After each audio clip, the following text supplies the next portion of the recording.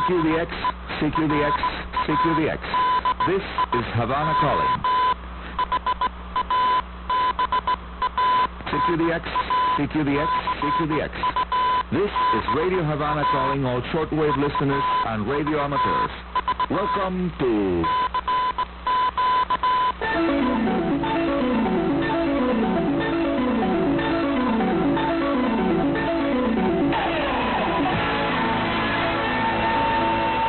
DXers Unlimited, Radio Havana's weekly feature dedicated to the fascinating world of radio communications. Hola, mis amigos radio aficionados all around the world. You are listening now to the middle of the week edition of DXers Unlimited with yours truly, Arnaldo Arnicolo, at the microphone, coming to you from sunny, beautiful La Habana, Cuba. And here is good news about amateur radio in the Republic of India. Indian amateur operators get 3 new bands. 60 meters, 630 meters, and 2,200 meters. The Indian government's telecommunications regulator has published a 2018 update to the Indian National Frequency Band Plan, effective on the 25th of October, 2018, which lists new bands at 5 megahertz, that's 60 meters, 472 kilohertz, that's 630 meters, and 135 kilohertz, 2,200 meters. First listed spans from 5,351.5 to 5,366.5 kilohertz as a secondary 15-watt assignment. The second new band spans just 7 kilohertz of very valuable spectrum from 472 to 479 kilohertz. Also, as a secondary assignment and limited to 1 watt EIRP. The third new band that since the 25th of October are authorized for radio amateurs of India spans a very narrow segment from 135.7 to 137.8, also with secondary privileges. The regulations are as follows current ITU criteria for the new bands. Thanks for the information on this topic provided by Indian amateur radio operators Victor Uniform 2 Alpha Bravo Sierra, BU2 ABS, and Victor Uniform 2 Golf Mike November, BU2 GMN.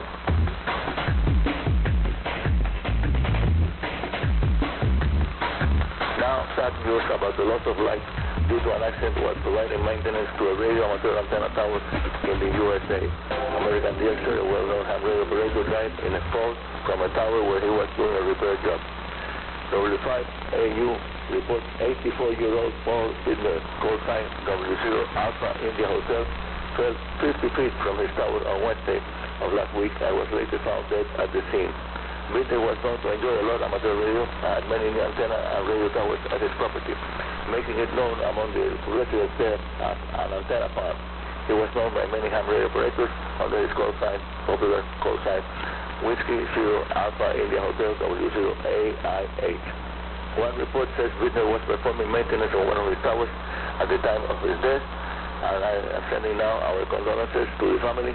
And may this terrible news serve as a reminder, yes, an important reminder to never work alone climbing radio towers. And also keep in mind that there are high risk of accidents when you are older in age. In this case, the deceased radio amateur was 84 years old and age is far beyond the logical limits for performing antennas and tower works. Let me add, from my own experience, practical experience about 20 years ago, at age 56, when I fell from the roof of my home that is about 4 meters from ground. Fortunately, a chain link fence acted as a speed limiter arrestor when I bounced on it. But as a consequence, my left hip to the femoral bone joint was slightly damaged and still is damaged. To make all possible radio towers and antennas to make them work, perform in the most efficient way possible. But working on antennas and towers requires a lot of care, proper training, proper safety gear available, and how to use it, and for you to be in perfect physical shape.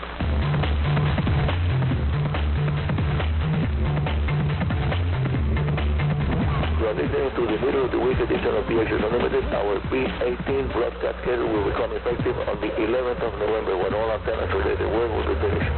Not many changes from the A18 schedule because solar activity is continued at very low levels. To calculate the different services to coverage areas, we have to use the very low effective transport number of around 7 to 8. We expect that the 60 meters band 5,040 kilohertz frequency will provide better service to North America, Central America, and the Caribbean, and eventually it may be heard also in areas of Western Europe and Western Africa because of lower ionospheric absorption.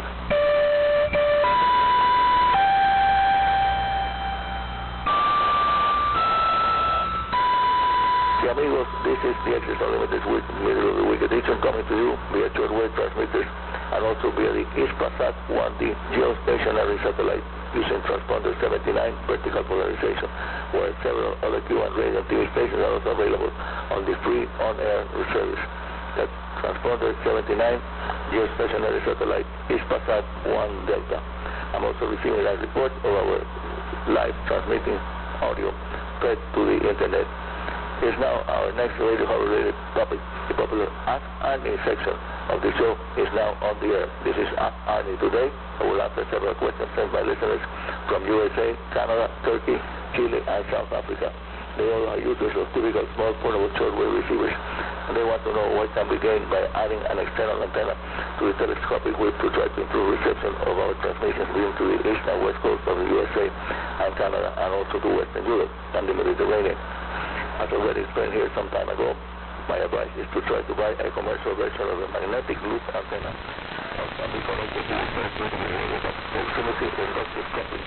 The magnetic loop requires continuous tuning every time the same frequencies. It's an inconvenience, and that is an inconvenience indeed. But it also provides a very useful additional filtering action that removes unwanted noise from the input of the radio. You can easily try to homebrew 1 meter diameter magnetic loop built using coaxial cable RG8. Can be supported with a lightweight PVC pipe assembly that can be taken apart when not in use. Placing the magnetic loop near a window or with a length of coaxial cable that can be deployed at a sun deck or a garden. The typical low-cost home-built magnetic loop used as a receive-only antenna is tuned by hand, while higher-cost ones are provided with a remote control feature, which makes them very expensive. As a matter of fact, amigos, you can try different versions of the raw magnetic loop for receiving by running an internet search using the following words in the search: magnetic loop antenna.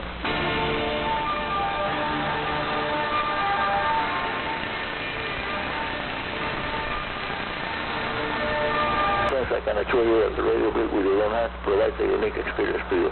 And as many friends have told me, they seem to bring in a very special sound when they start operating.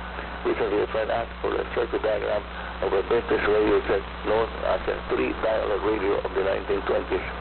I was lucky to find a very similar diagram on a vintage book and enjoyed reading the article that described in great detail how to build and also how to tune the 3 dials to achieve maximum performance from the 3-dial TRF or tuned radio frequency radio set.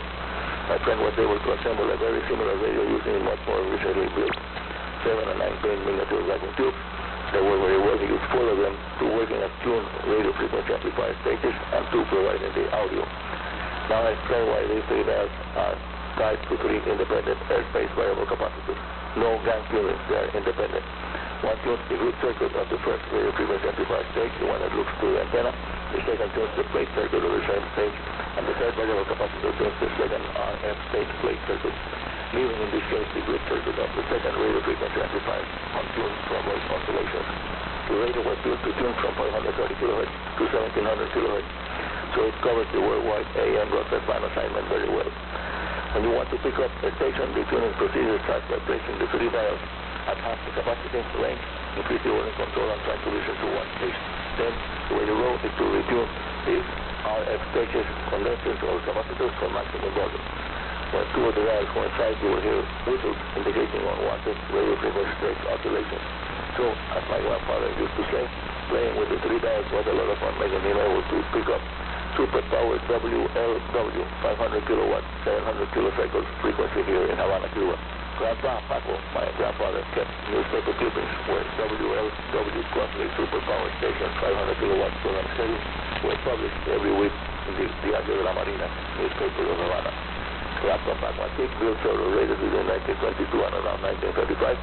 When he suddenly became interested in deep sea fishing, and from there on was his only hobby. He forgot about radio, unfortunately.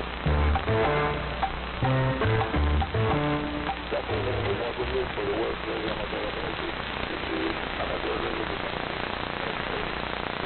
We're going to gain access to the new WRT 15 60-meter 5 MHz band on November the 1st. My limit time is classic for the 15 km.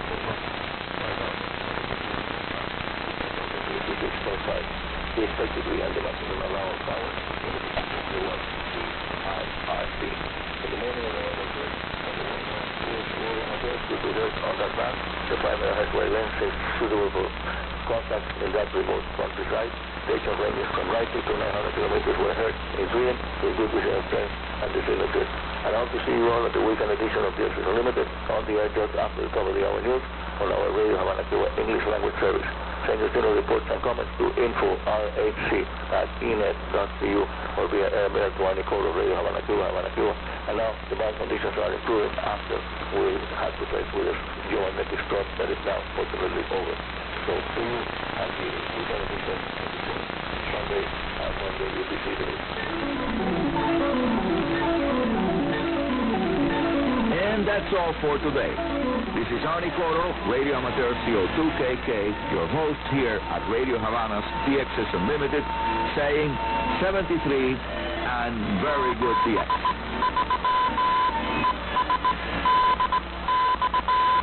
Time now for the Arts Roundup.